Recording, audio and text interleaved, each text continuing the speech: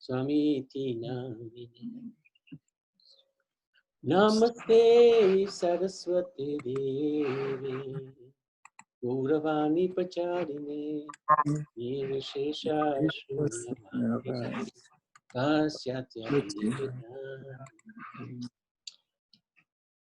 Om Namo Bhagavate Vasudevaya. Om Namo Bhagavate Vasudevaya. Om Namo Bhagavate Vasudevaya. So Hare Krishna, dear devotees, thank you very much for joining us. I'd like to seek your blessings and good wishes so that we can do something today to please the Supreme Personality of Godhead. So we wanted to talk about the Das Avatars, and today especially we wanted to talk about Varaha Avatar. So this is a verse from the Srimad Bhagavatam, Canto 3, Chapter 11, text number 37. We can repeat that all together. Ayantu kataya kalpo divya yasyapi dvarata Varaiti vikyato yatra chukaro hari. O descendant of Bharat, the first millennium in the second half of the life of Brahma is also known as the Varaha millennium because the personality of God appeared in that millennium as the hog incarnation. So actually he appears not just once, but he appears twice, and we will touch upon that a bit later on. So the pastime is very, very interesting. This pastime is where the four Kumaras, who are young brahmachari boys, they look like 5-year-old children all the time, but they're great saintly personalities. They, if you recall, when we did the structure of the universe, they live in Tapalok, which is just below Satyalok, just below Lord Brahma's abode. They live in Tapalok. But they have free access. One of the few souls, like Narad Muni, they have actually free access into Vaikuntha, the spiritual world. And the reason, one of the reasons explained why they have this free access is because they are very, very pure at heart, very, very innocent, and completely devoted to the Supreme Personality of Godhead. So one day, the four Kumaras desired to go and see Lord Vishnu, and they were at the gate of Vaikuntha. Now, do you remember the gates of Vaikuntha? Priti, do you have a question? I hope you can hear okay, and there's not too much of an echo. So this is the gates of Vaikuntha, and does anybody recall the 4 gates? Who made the gatekeepers? Maybe. If you want to go into Vaikuntha, we have to approach these gatekeepers, at least one of them, depending on what side we enter Vaikuntha. Anybody remember which side they may have entered? Shankukarna. Yes, that's right. And who's there? Who are the gatekeepers? Jai and Vijay. Jai and Vijay, that's it. So that's where they entered from. And so this is them. The gatekeepers, Jai and Vijay, were a little bit surprised. They saw little children who wanted to go and, 4 naked boys who wanted to go and see Lord Vishnu. So they stopped them. The boys explained, don't be surprised, don't be fooled, fooled by our appearance. We understand the science of devotion. So please allow us to go and see Lord Vishnu. But the gatekeepers were very strict, and they won't allow just anybody to come in. Of course, these boys were not just anybody. They became angry. And actually, they cursed Jai and Vijay that you are not fit to be gatekeepers of Vaikuntha. you should take birth as mortals on earth and live there. In the meantime, Lord Narayan heard the commotion going on, and he swiftly came to the gates. And he immediately apologized for the behavior of Jay and Vijay to the four Kumaras. And he said that the behavior of the servants reflects badly on the masters, and I apologize on their behalf, and I apologize from my side that they have offended you by not allowing you into my abode. Now, of course, by this time, the four Kumaras also were feeling quite bad, because they thought, how have we become afflicted with such anger in Vaikuntha? And the Lord explained to them actually that this is not your fault. It is my arrangement, my plan, and all will become clear shortly. So now, to Jay and Vijay, because they were very sorry, because of course they realized that these four Kumaras were dear devotees of the Lord. So they apologized to the Lord, they apologized to the four Kumaras. And the Lord said to them, I cannot undo the curse of the four Kumaras, and you have a choice. I will give you a choice, however. You can take birth 7 times as my devotees on earth, or you can take birth as demons, as my enemy, 3 times. Which would you prefer? So Jay and Vijay, being Vaikuntha men, didn't want to be away from the Lord for long. So they opted for the shorter version, 3 births as his enemies. Now, this is actually all an arrangement by the Supreme Lord. In Vaikuntha, everybody is his devotee. There's no fighting that goes on there, because everybody worships him as the master. Everybody's his servant. So there's no question of any conflict.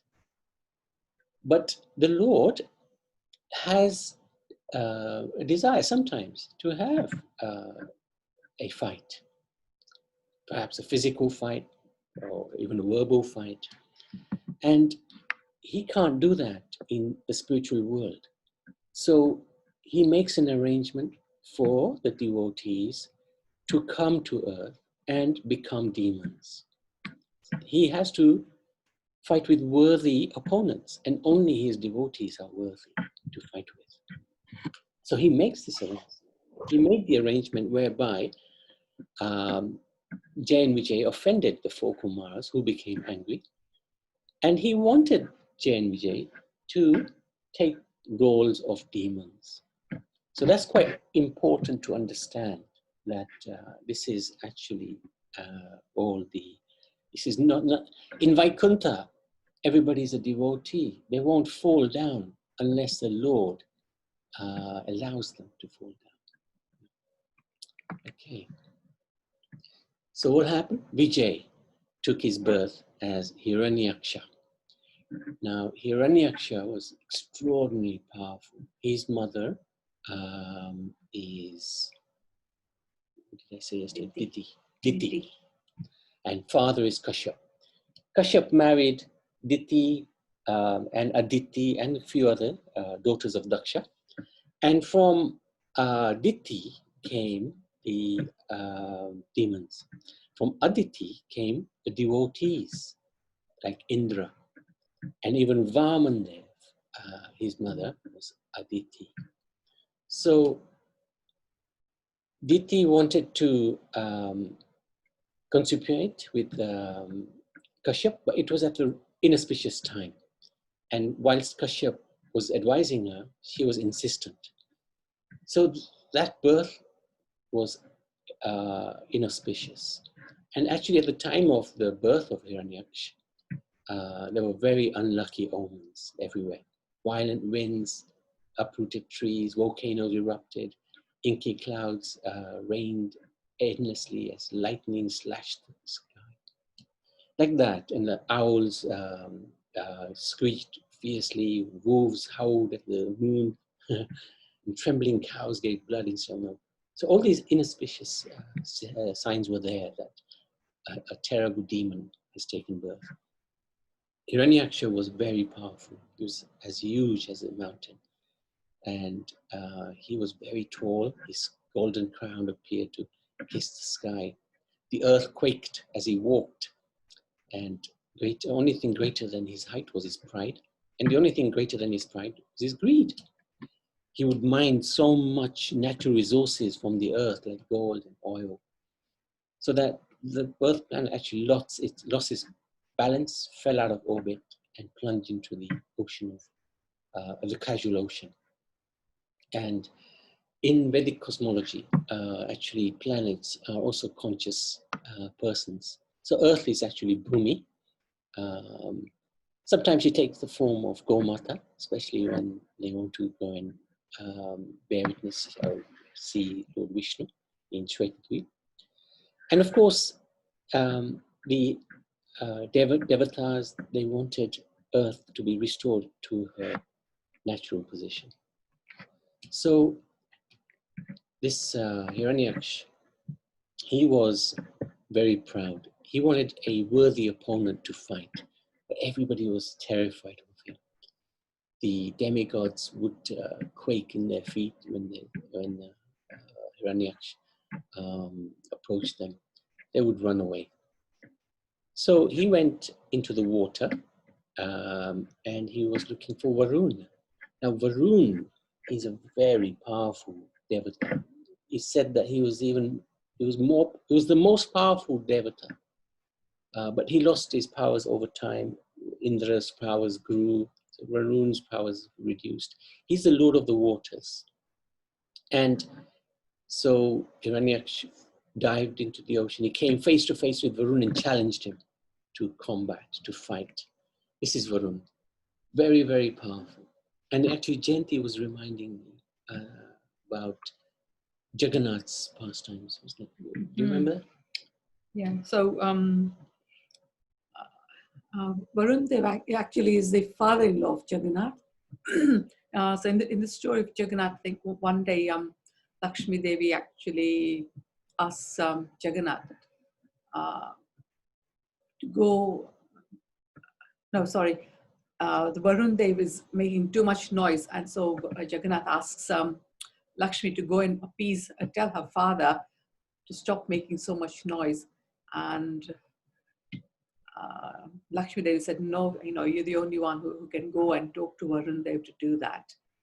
So that is what I remember. I can't remember the full story about that. But yeah, Varun Dev is actually the father-in-law of Jagannath. So actually, Varun is a great devotee of Lord Vishnu, Lord Narayan. And he's also associated somewhat with the demons, but actually, first and foremost, he's a Vaishnava. And he wanted a daughter to be married, his daughter to be married to Narayan. So he did great tapasya.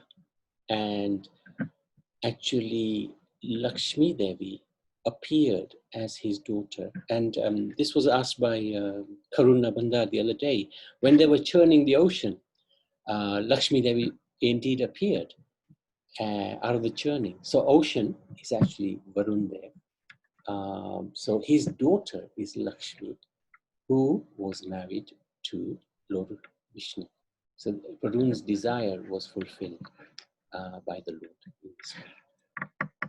That's very, very interesting.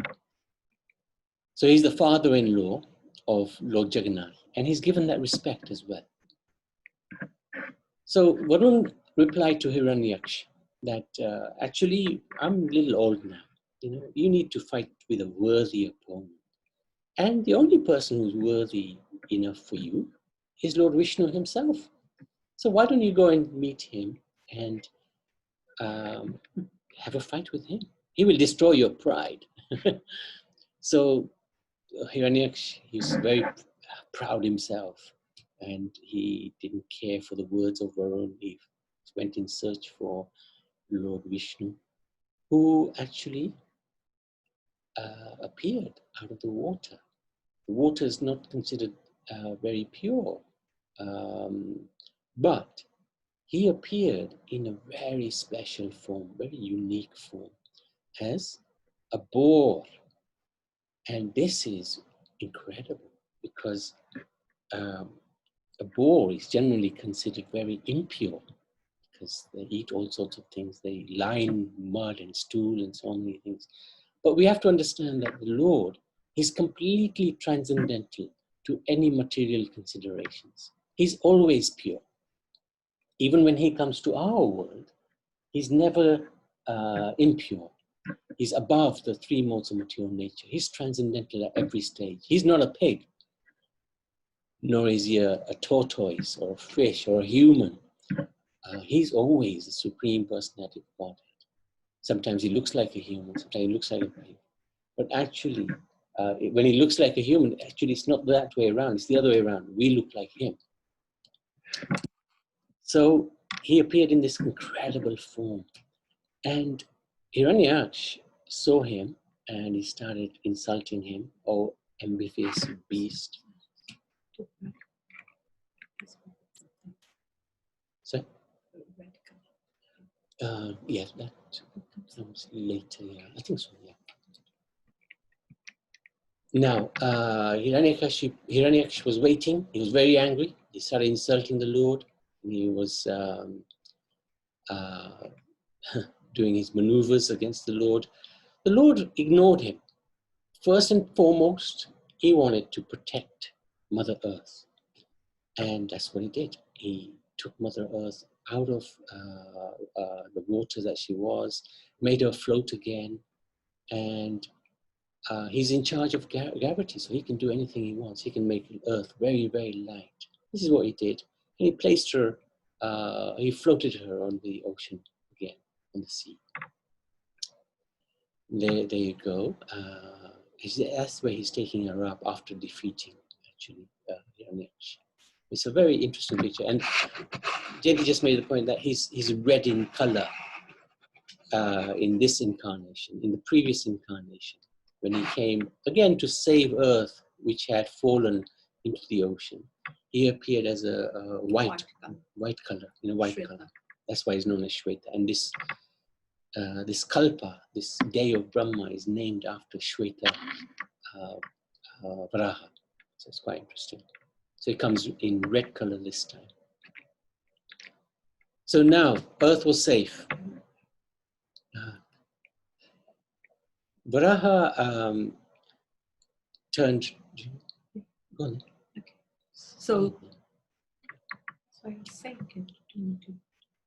Okay, so I read or I heard one of the lectures that the color red is due to because when Mother Earth was displaced, she got really angry, so she turned red. So that's why he took that color which is similar to the color of Mother Earth at that time. Okay. So Mother Earth was safe, and it was time for the fight. Varaha, he turned to Hiranyaksh and he laughed at him.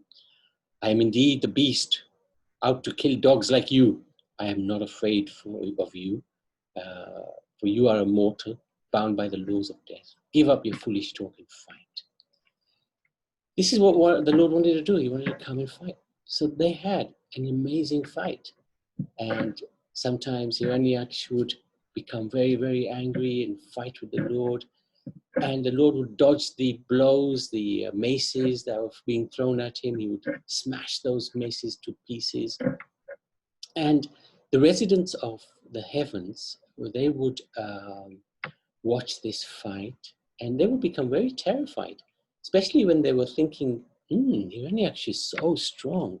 Actually, he looks like he's on top and he's going to defeat the Lord. And sometimes the Lord would, on purpose, just to keep the demigods on their feet, he would on purpose act like he's going to be defeated, or he would fight in a way that it would look like he was the underdog or the underpig. And they would fight in this way. But the demigods would pray, please, my dear Lord, don't play with this demon. He is too ruthless. Just finish him off quickly. So Varaha would look at his devotees and he would say, yes, don't worry. Hiranyaksha will be finished very soon. So in this way, they would fight. And in the fight, the Lord really enjoyed. And he kept the demigods on tenterhooks. Now, Lord Varaha called for his famous disc weapon and appeared in the sky, razor sharp, whirling like a circular saw. This way he tore apart the mace of Hiranyaksha. And the Lord would kick away the weapons that were thrown at him by Hiranyaksha. He was very calm and cool. And he would urge the demon, come on, give me a decent fight. So in this way, they fought. And the Lord really did enjoy this fight very, very much. That's one of the reasons why he came to this world, to fight with a worthy opponent. And Hiranyaksha was a worthy opponent.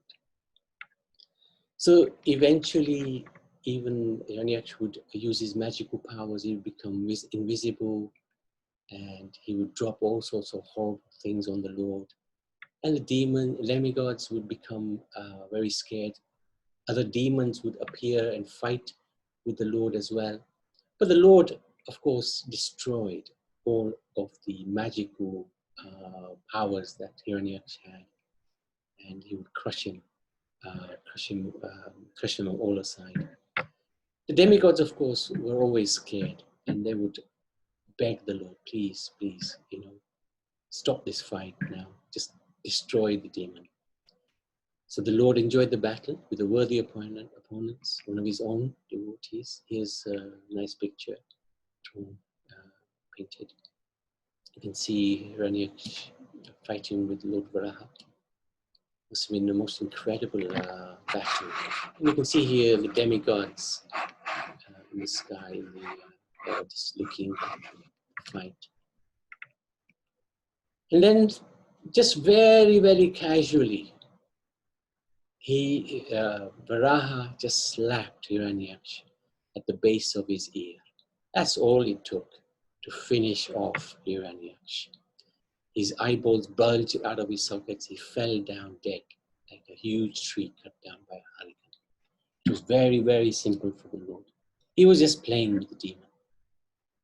And the demigods, when that happened, they cheered. They were so pleased. They were so happy. They were safe again. Because Hiranyaksha was terrifying them very much.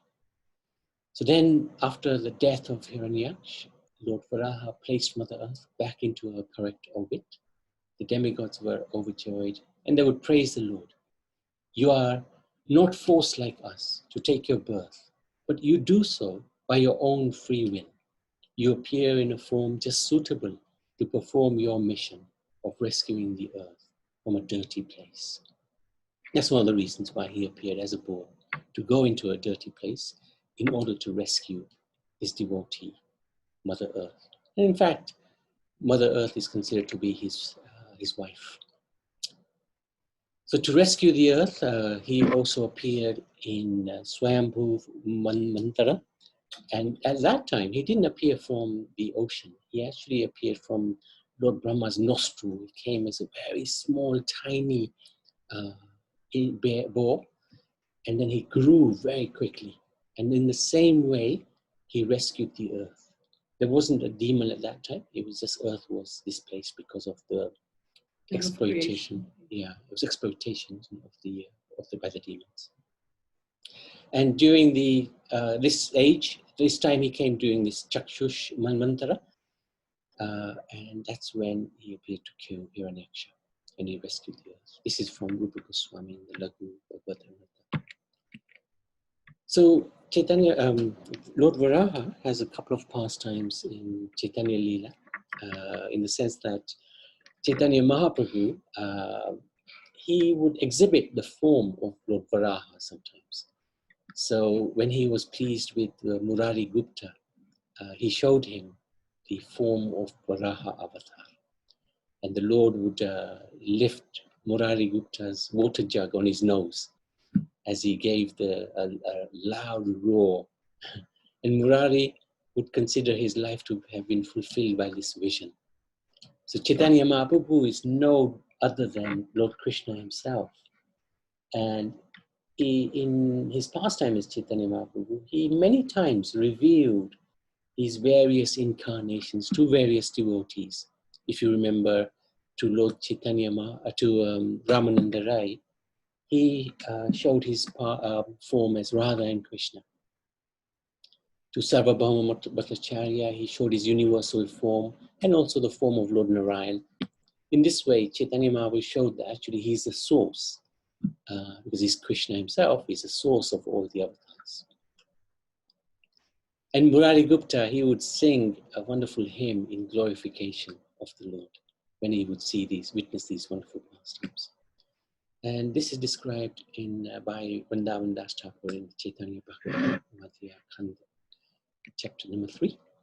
Also, Lord, he did this a few times actually. He took on the mood of Varaha, again in the house of Murari, climbed on his shoulder, danced in the courtyard. This is in the Chaitanya Charitamrita. So after killing the demon Hiranyaksha, actually it's not Hiranyakashipu, it's Hiranyaksha. Hiranyakashipu is his brother, and we're going to talk about him tomorrow. He got a very, very special pastime. So after he destroyed Hiranyaksha, he rested at a very special place. It's special because the Lord rested there. It's called Vishram. Vishram means rest. Gut means bathing place in Mathura. And this is the place. It's a very, very, very nice place. Beautiful place to bathe. Beautiful place to visit. It's not far away from Mathura. And we can go there, and we usually bathe in the Yamuna here. The river that's flowing past is Yamuna. And you can see the pilgrims here getting ready to bathe. And there's all sorts of temples which have been built on the Ghat itself. It's a very special place. Okay, Varaha Ki Jai. Varaha Bhagwan Ki Jai. So are there any questions or any comments, anything that you'd like to understand a little bit more, or some realization that you've had? Maybe you've visited Vishram Ghat and would like to share a pastime.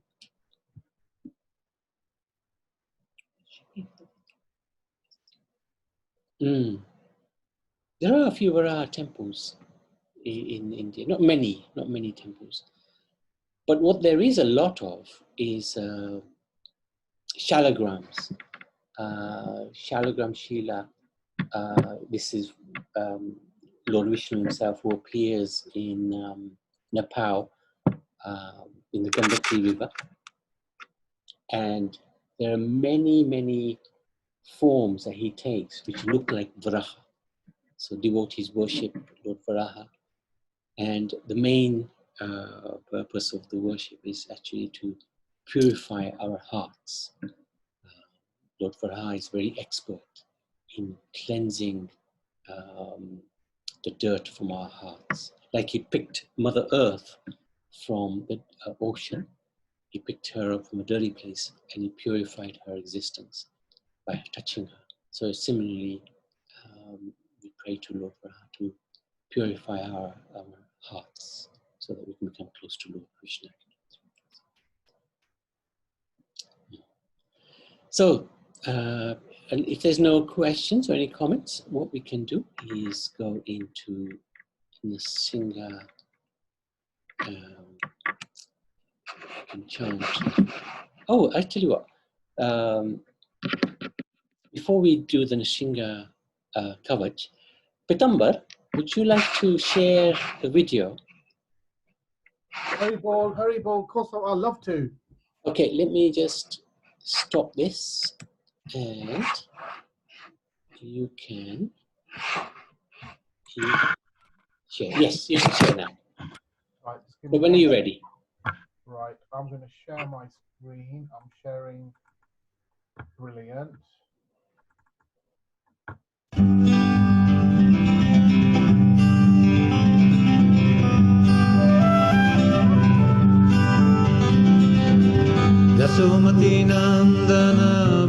Varunagara Gokularam Janakana Dasumati Nandana Brayo Varunagara Gokularam Janakana Gopi Paranadana Madana Manahara Kaliyada Mudavida Amala Harinam Namya Vilasa Amala Harinam Namya Vilasa Vipina Purandara Navina Nagara Bora Vansivara Subhasa Vipina Purandara Navina Nagara Bora Vansivara Subhasa Vajayana Palana Surakulana Sana Nanda Godana Rakayala Govinda Madhava Navanita Taskara Govinda Madhava Navanita Taskara Sundarananda Gopala Sundarananda Gopala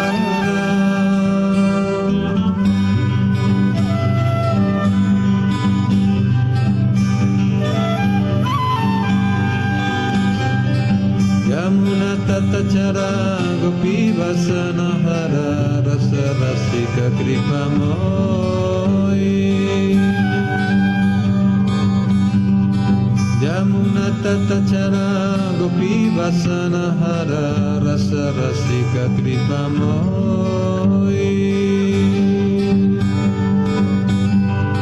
Shri Radha Vallabha Vrindavana Natavara Radha Vallabha Vrindavana Natavara Bhakati Vinoda Raya Bhakati Vinoda Raya